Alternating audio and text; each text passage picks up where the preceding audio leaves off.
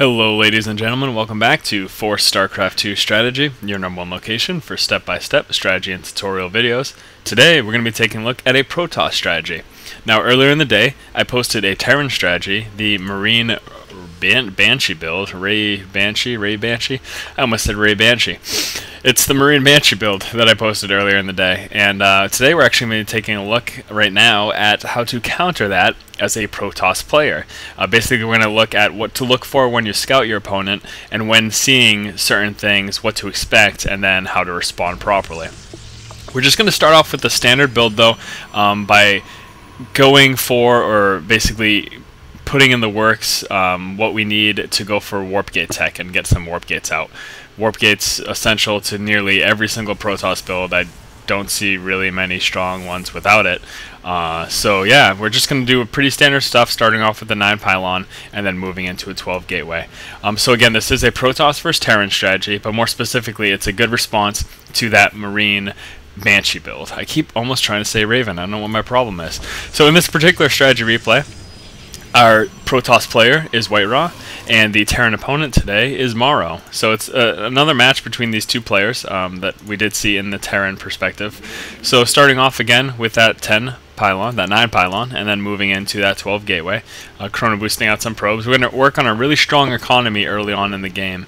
Unless we see something that looks like possibly an early rush, then we're not going to worry about it. For example, if we moved in right now, and we saw that we might be getting a Reaper Rush, then we'd go ahead and get that fast Cybernetics Core.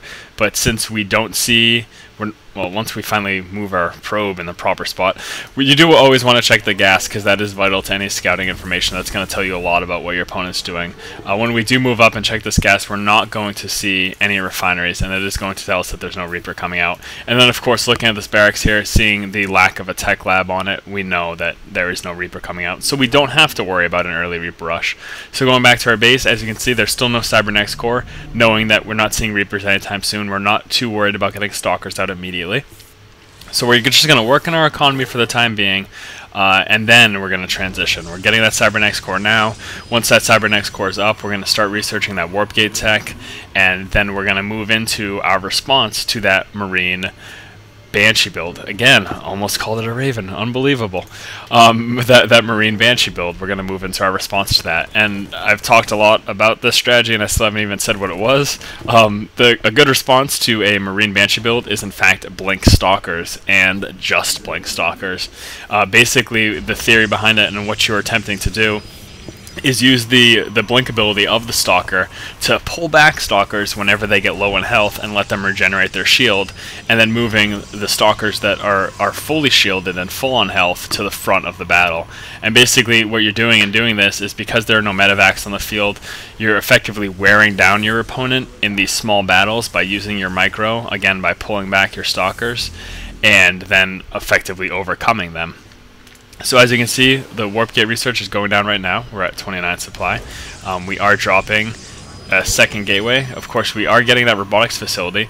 Getting a Robotics Facility early on in the game, very important in most builds that you're going to be going for as a Protoss player, because of the fact that the type of information, how vital it can be, that you're going to be able to get from an observer.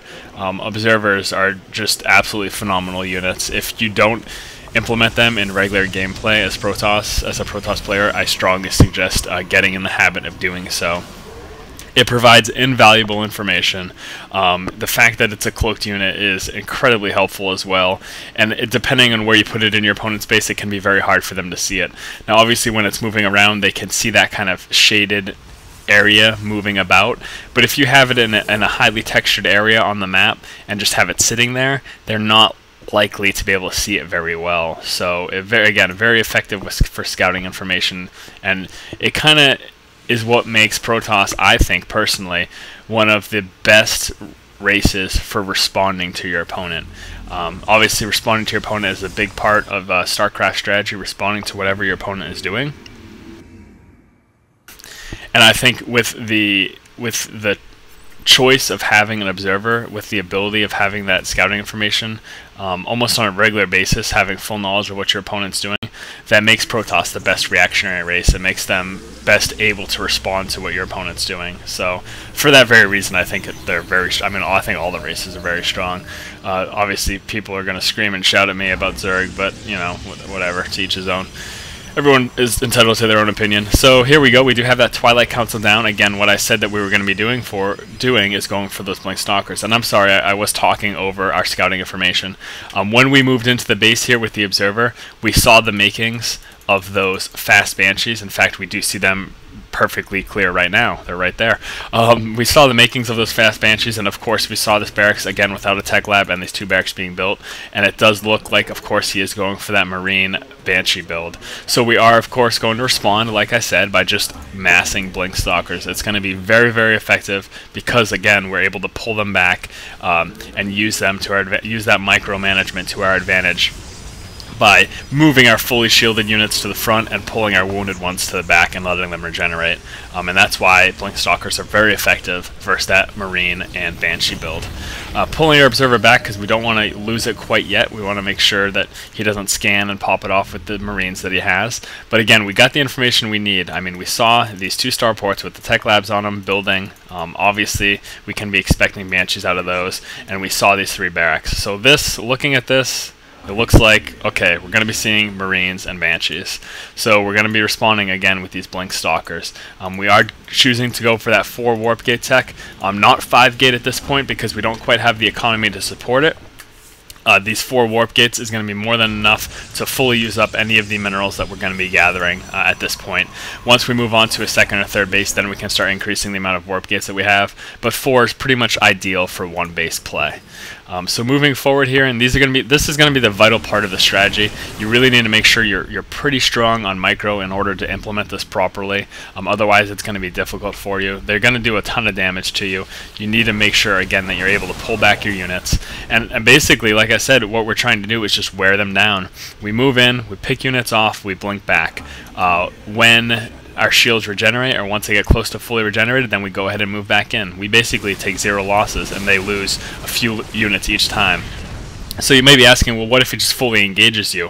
Well, this is what you're going to do. If he full-on engages you and chases you, instead of letting you move in and pick off units, you just do a little bit of micro. You pull back those units in the front that are getting damage. And I'll go ahead and put up the health bar view so you can see specifically what's going on here. So he's going to be moving forward. Now, whenever these units start to get low, we're going to select them, and we're going to blink them back. As you can see there, blink them back, blink it back, blink it back. And that's how you're going to be able to most effectively do this. Now, obviously, you're not going to be able to do it for every single unit. It's going to be very hard, unless your micro is just completely insane. But for most of them, you know, just keep an eye on your units. Try to have those health bars up. That's something I haven't mentioned in the past. Playing with health bars, really good idea. You want to kind of make sure you have those enabled when you play. It's going to allow you to micro much better. It's going to allow you to save those damaged units much easier. So we're moving up, using that observer to blink right into his base, and there you go. We were able to take down everything he had. So again, the reason this blink stalker strategy was an effective response to the Marine Banshee build was because of micromanagement. We need to make sure that we're able to micro those back, and that is what's going to allow us to wear down his army and to eventually overcome him. So again, taking a look at the build order, we start off with that 9 pylon, followed it up with a 12 gateway. Moved out, got some scouting information, saw that there were no Reapers coming anytime soon. We saw barracks without a tech lab. We also didn't see a refinery at that point, so we knew there were no Reapers anytime soon. So we were pretty safe by not getting that gateway, not getting that Cybernetics Core right away. We just kind of went for a strong economy. We got our Assimilator, and then afterwards, we went ahead and we got our Cybernetics Core. And then once that was out, we started researching our warp gate tech. We of course again dropped that Robotics Facility to get some more valuable scouting information. Once we get our observer out, we moved into his base. We did see, we were confirmed that we saw those 2 starports and a bunch of Marines, so we knew at that point that we're going to be seeing lots of Marines and some Banshees as well. So we responded by building more gateways for our warp gate tech and getting this Twilight Council and researching Blink. Now once Blink is done researching, that's when you're going to want to choose to go ahead and move out, because that's when you're going to be able to again use that micromanagement to your advantage. So yeah guys, as you can see, this is a very effective response to that Marine Banshee build. Once again, this has been for StarCraft 2 strategy. If you guys like our videos and you like what we're doing here, please do go ahead and subscribe to our channel. Keep watching and keep owning, guys. while we're trying to do as much harassment inside of his base as possible. As you can see, we did drop those zealots, forcing those probes away from the line, and we're going to start picking off this nexus. And now what we're also going to do is go ahead and use that pylon power from this warp prism to have the option of warping in more units if necessary. So here we are.